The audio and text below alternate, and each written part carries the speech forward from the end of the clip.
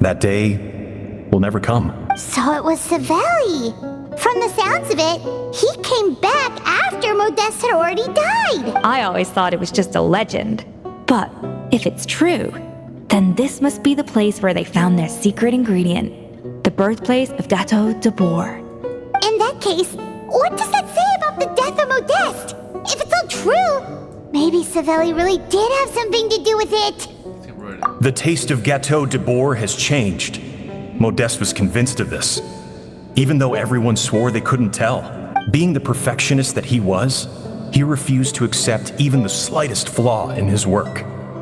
He stopped all sales of the product, locked himself away in the kitchen, and worked day and night, vowing to find out where he had gone wrong. But as he baked and taste tested over and over again, he found he only strayed further and further from the original taste. It was only when he was sipping on coffee one day and realized he could not taste the bitterness that the truth finally dawned on him. What had changed was not the gâteau, but his sense of taste. The treasure of Remoria stimulates the senses, taste included, and invigorates the spirit. In the short term, it offers people the ultimate gourmet experience, but in the long term, it dulls their senses entirely. In hindsight, it made perfect sense. After all, why would a culture that sought liberation from the constraints of their bodies care for the loss of their senses? But we realized it too late. We were just too late. Over the course of his many culinary experiments, Modeste exhausted the remaining supply of the treasure of Remoria. He consumed it all himself. The finest culinary talent of his generation now faced a future in which he would never be able to taste anything ever again. Finally, in despair, he took his own life. And because we had become estranged, I could not be there to stop him, to offer some words of comfort, or even to say goodbye. Yet despite everything, he sent me his final letter. The treasure of Remoria? Guess Monica was really onto something. It really was a kind of drug. So Modeste chose to end his own life. Then why all the rumors that Savelli murdered him? Also, neither the Codex nor any other contemporary records make any mention of the treasure of Remoria. It's almost as if someone deliberately erased it from history. Modeste told me everything in his final letter. His was a tale of how even a genius could fail, and how much more devastating it is when it happens. Did he hope I would gain some personal catharsis from knowing the truth? Or maybe he wished for me to warn the public about the dangers of Gateau de Bourg, proving that I had been right all along. But if the public ever learned how Modeste's greatest triumph became his undoing, his fall from grace would be swift and merciless. One minute a genius, the next a joke. It would surely spell the end for his restaurant too. What would be his legacy then? How would future generations view everything we built together? I fear the scorn I have faced these last years would pale in comparison to the scorn shown to him by the history books. I cannot let that come to pass. I will do what I must to protect his name. It will mean tampering with his notes to remove the damning details, leaving mere fragments of our story behind. It may lead his family to suspect me of having a hand in his demise. But if that's the price of destroying all evidence of my crimes, then so be it. I would rather the world believe a tale of genius and jealousy than see his reputation in tatters. The final loose end is the evidence here, at the bottom of the sea. Huh? What's wrong? Didn't we say Savannah should be safe for now? So we thought, but if Monica finds out what happened to the treasure, there's no telling what she might do.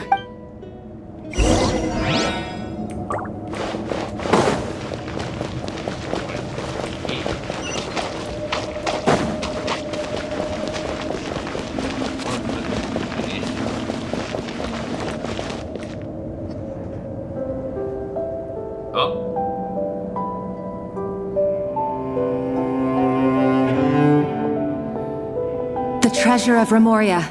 I have found you at last. Savelli, you tried your best to bury the truth, but you underestimated the children of Modeste.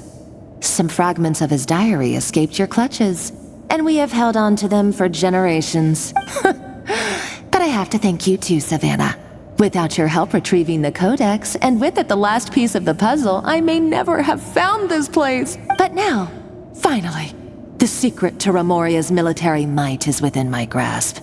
The treasure of Remoria is mine! Oh, it's empty. It's empty! Monica? Oh, we were seconds too late. Escoffier? What's the deal with that jar? Savelli's final act! He wanted to conceal the secret of the treasure forevermore and make sure it would never harm anyone again. So he came here after his friend's death and destroyed every last shred that remained. This can't be happening. All the years I spent piecing together the truth, all my painstaking planning, all that for an empty jar. Monica, don't do anything stupid. This ruin is more dangerous than you realize. Oh, shut your pie hole! Praise be to you, barbarian shall be slain. She's un...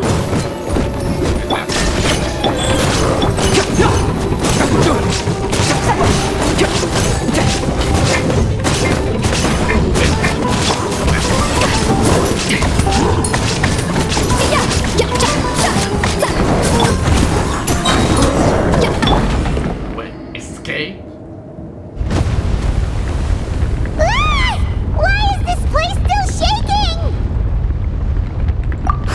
Either way, it's all her fault. Enough chit-chat. Let's get out of here, Traveler Escoffier, come on! Okay, I'm coming. Oh, no you don't. If I can't get what I want, neither will any of you. I've got nothing to show for my life's work so far. But if I can take another so-called genius down with me in my final moment, then it was all worth it. You're a psycho.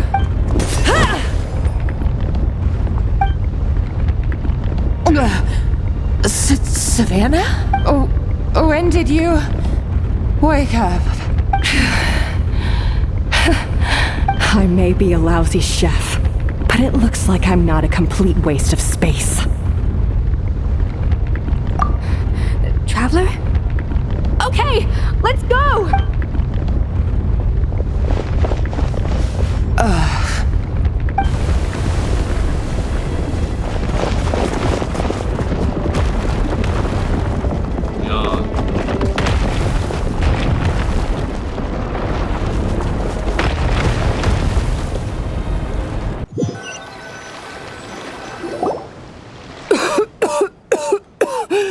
Escoffier! Savannah! Traveler!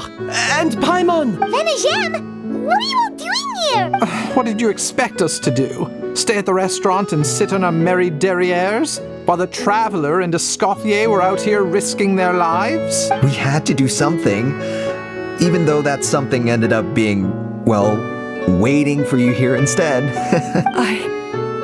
I don't deserve any of you. And I certainly don't deserve to be your head chef. It was my fault Escoffier had to leave. Then I couldn't live up to her standards. I acted like a tyrant in the kitchen. And now I almost got myself killed. Come back, Escoffier. Come and be our head chef again. I'll never be able to replace you. Okay, so everything I said to you the day I left, it just went in one ear and out the other? Huh? Sorry, I was kinda in my own head at the time. All I could think about was the Lumiline situation. What was it you said again? Forget it. It doesn't matter. Anyway, I didn't leave this job because of you. And you're not nearly as awful a chef as you think. If you were that bad, why would all your staff show up here for you? Escoffier's right. Sure, you nitpick our work and get us to do things over a lot. But when it comes down to it, you're the one who's always doing whatever it takes to make sure the customers get served on time, every time. Things were pretty rough after Escoffier left. And Savannah's the only reason we've been able to make it through. Our customers know that Escoffier doesn't work for us anymore. But the fact is, they keep coming back. If that's not an endorsement of your work, I don't know what is. At the end of the day, we're all human, and we all make mistakes. All we can do is recognize where we get it wrong and do our best to improve. That's all that's humanly possible. No, I get what you're saying, but what I did to Firmin and to Escoffier, it's unforgivable. Well, about that, there's someone else here to see you, Chef. It's been a while, Chef Savannah. Firmin? I'm so sorry. I put far too much pressure on you. And the way I stubbornly refused to go and see you after you fell ill. There's no excuse, but I'm too late, aren't I? The damage is done. I heard that you can't even hold a kitchen knife anymore. Actually, I think I'm going to be just fine. Huh? We thought Firmin's problem was purely psychological in nature. But after the threat letter came to light, it got Firmin thinking. And then he remembered the tea that Monica used to give him every night. And as it turns out, she was lacing it with Lumaline the whole time. No way!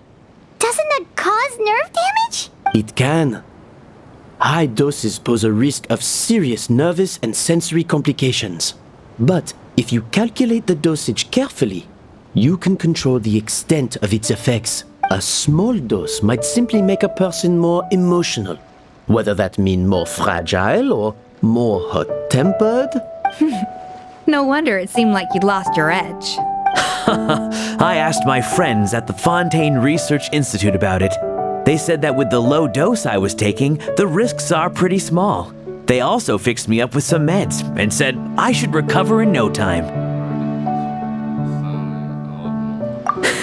Well, that's what happens when you give someone a little bit of hope to cling on to. There's more. We believe that Firmin was likely not Monica's only victim. You mean she poisoned me too? Oh, so that's why Savannah's been so irritable this whole time. Let's not be too quick to blame everything on the Lumaline. That stuff can only amplify what's already there. So tasty food will seem like the most delicious thing in the world, while food you don't particularly care for will become utterly revolting. So you better make sure you reflect on your behavior and apologize to every single person you've wronged. I will. I'm sorry. There's still one question that's really bugging me. Why is it that no matter what I do, my Gâteau de Bourg never tastes the same as yours? Is it just... is it because you're a genius and I'm not? It's because the heating element in your oven is broken, you silly goose. What? I felt like something was off during the cooking contest. Once I got around to checking all the equipment, I noticed it right away. There was a half-degree discrepancy between the temperature setting and the actual temperature. All the ovens in the whole kitchen had the same problem, which confused me at the time, but by this point, it's pretty obvious that Monica must have tampered with them. I would have figured it out the day of the bake-off, since the issue affected both our teams. But of course, Monica sabotaged mine so that could never happen. No. I spent so long trying to find out where I was going wrong, and then you pinpoint the problem in just one night? It all comes back to one simple, undeniable truth. You're a genius. And I'm just plain old Savannah. Oh, cut it out! Stop the woe is me act for a second and just think. I came up with this recipe. You don't think that might have something to do with it? Do you know how long I spent perfecting my Gâteau de Bourg? 3 years! 3 whole years! I know this dish inside out, back to front and upside down. And you've been head chef now for what, 6 months? If that? A couple hundred failed attempts, and you're gonna throw in the kitchen towel and declare you'll never be successful because you're not a genius. You clearly have no idea how many kitchen failures I've had under my belt, or just how long it took me to finally get my recipe to a level I was satisfied with. Genius or not, everyone makes mistakes. Modeste did, Savelli did, everyone does. You're only a lousy chef if you don't face up to your mistakes, learn from them, and then keep chipping away until you crack the problem once and for all. Surely you haven't forgotten all that. You were no lousy chef back when I handed you the reins. I haven't forgotten. And I'll make sure I never do. That's our head chef. Haha! Sounds like we won't need another changing of the guard in the Hotel de Bord kitchen anytime soon. Huzzah! Aw, what a perfect ending to a crazy journey. Look how happy everyone is. So you got your mojo back now? Yeah. Thanks to you, Escoffier. In fact, no. Thanks to all of you. Aw, friends again. So nice to see them finally settle their beef. Good. So now that's out of the way. It's time for payback. You cheated in our last bake-off, and I demand a rematch right now.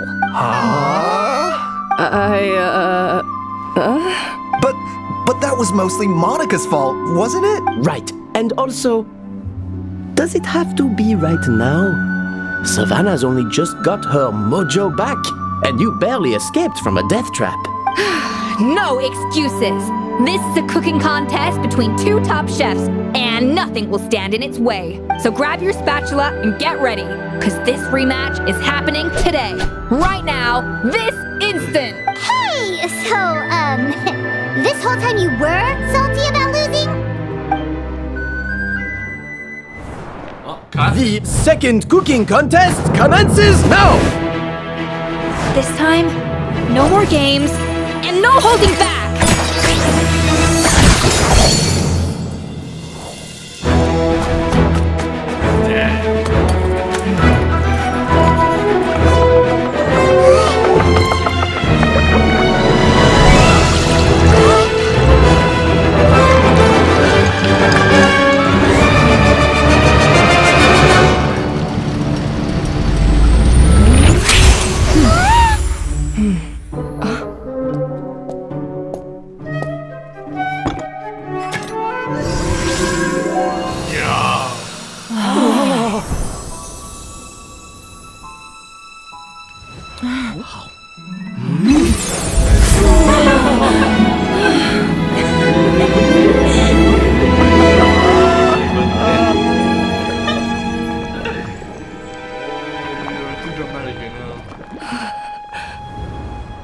I feel like I don't have the right to be here.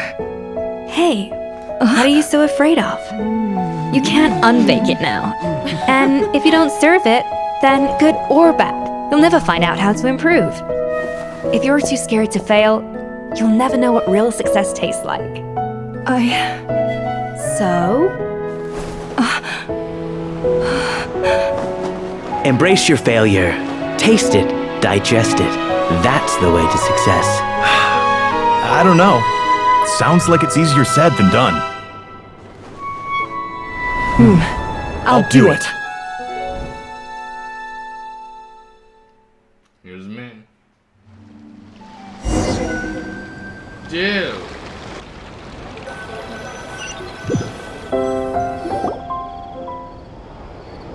The results are in! A landslide victory for Escoffier! Quite rightly, too. Piece of cake. Oh yeah, look at that! Savannah looks pretty chipper too, considering she lost. Now, where were we? Yes. Do you have any more questions for me after everything that's happened? I thought Navia would have filled you in. And actually, I said all this to Savannah before I left. Although, as we saw, I don't think any of it sank in. I had two reasons for leaving. One was the food safety incident, of course. But the other was that the Hotel de Bord had reached a point where it didn't need me anymore. So I decided to step down and look for new opportunities to improve myself. Improve how? Well, a while back, I got to know a fellow chef from Niue. And in her, I saw so many new possibilities. Shine like baby. She has that same adventurous spirit that Modeste and Sibeli had in their youth.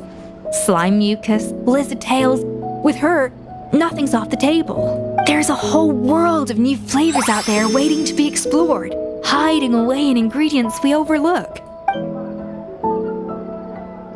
Case in point, remember those Romaritime flowers down in the ruins?